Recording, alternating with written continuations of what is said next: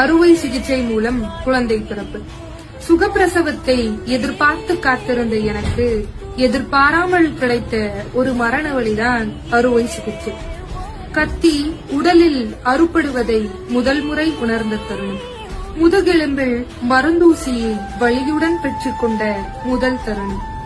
சிறுநீரை வெளியேற்ற குழாய்கள் சொடுக்கப்பட்டு மருந்துகளை உட்செலுத்த கை நரம்புகளில் குழாய்கள் செலுத்தப்பட்டு நானே நானாக இல்லாமல் அப்படியே கிடந்த தருணம்.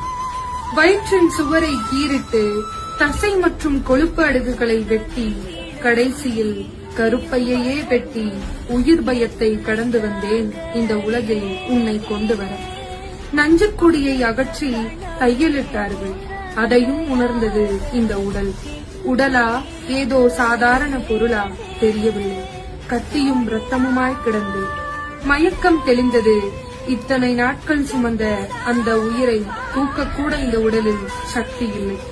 போடப்பட்ட தையலை ஒவ்வொரு முறை பார்க்கும் போதும் அப்படி ஒரு பயம், எங்கே பிரிந்து விடுமோ என்று. இத்தனை வழிகளையும் தாங்கி கடந்து வந்தால் இளம் வயதிலேயே இடுப்பு வலி, முதுகு வலி. உடலே மாறிவிட்டது, வழியே